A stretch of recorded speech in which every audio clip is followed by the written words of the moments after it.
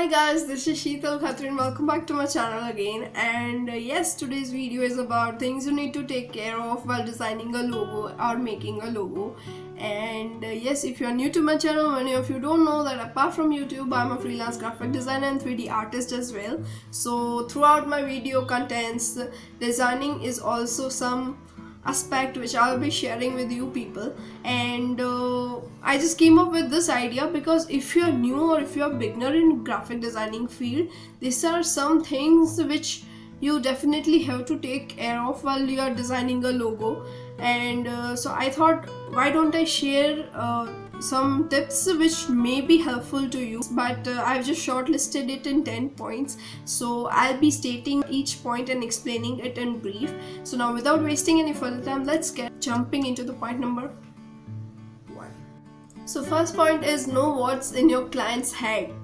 And by client's head, I mean that, you know, when someone is telling you to design a logo, being a designer, it is your duty to ask them what is running in their mind, what are the requirements, what kind of imagination they have for their logo.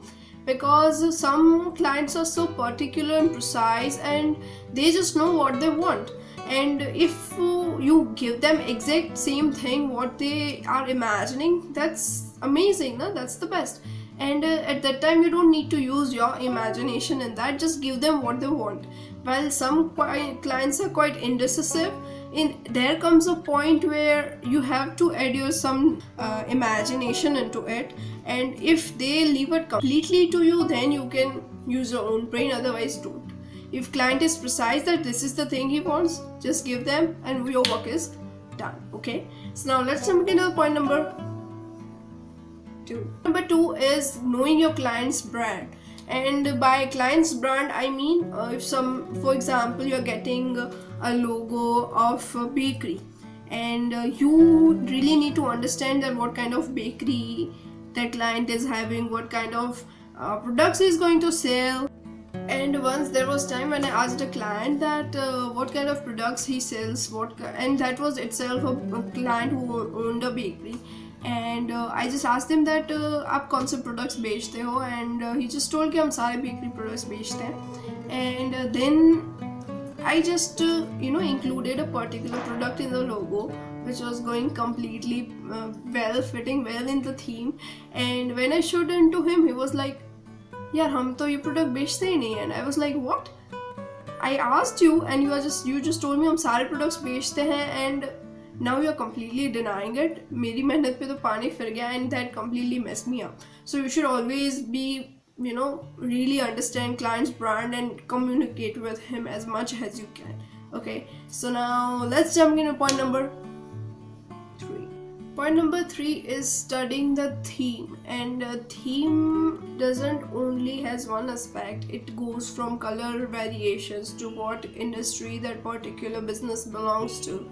And colors and color schemes are really important. And some industries are like marine, where you always use sea green, blue, and that completely gives the vibe. By looking at the logo, you can understand that okay, this might be the industry, or this details you get when you see the logo. So this different aspects are really important while you're designing a logo. So you should always look after what industry the client's business belongs to, what colors are going to fit well, and don't experiment with color palettes at all. Color palettes, I mean that some colors go with, like, you should definitely study the color wheel.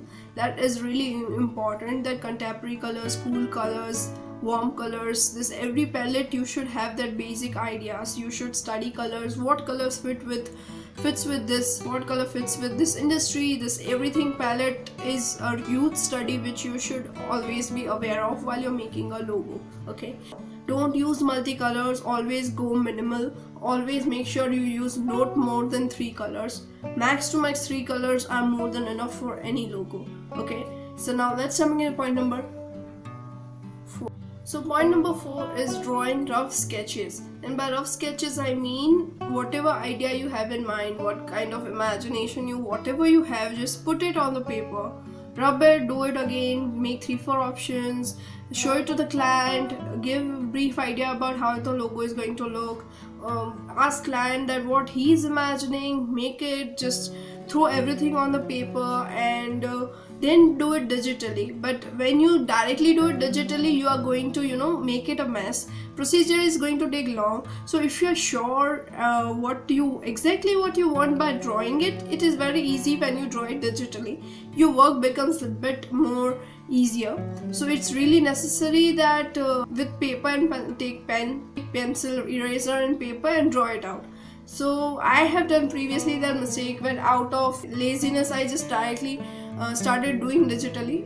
It works for many people, but if you are new and if you really want to, you know, just उस बहाने आपका sketching भी थोड़ा सही हो जाएगा.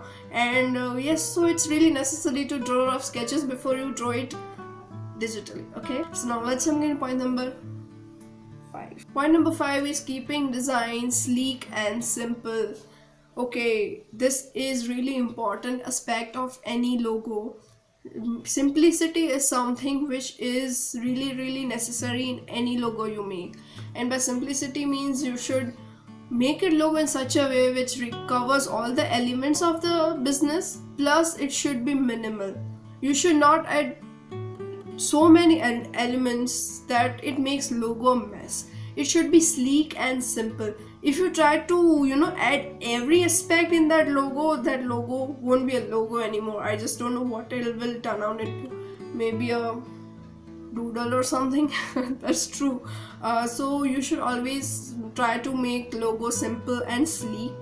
Add that one key element to the logo which specifies and expresses all the main aspects of the business. Yes, so now let's jump into point number 6. Point number 6 is logo should be scalable, and by scalable I mean that, see, when you draw it on A4 or size or any document, okay, it is big size, but you should always make sure that when that logo is placed in smaller size, elements should be visible clearly. When it's placed on huge hoarding or even in the smaller product, logo should be clearly visible. It should show all the aspects really clearly. Okay, so now let's jump into point number 7. Point number 7 is really another really important aspect, choosing right fonts. Okay, many people make that mistake when you're a beginner, that if you want to play safe, you should always choose particular fonts that go with the industry. Shipping business, cursive is completely no, big no. There should be more formal fonts. And when there comes to designer, boutique or say costume designer or any kind of that thing, cursive really works. So it depends on what kind of business your client owns. So use completely according to that, otherwise it's going to be a mess. Always study your fonts. Okay, so now let's jump in point number 8. Point number 8 is taglines. Taglines are really important aspect of any logo.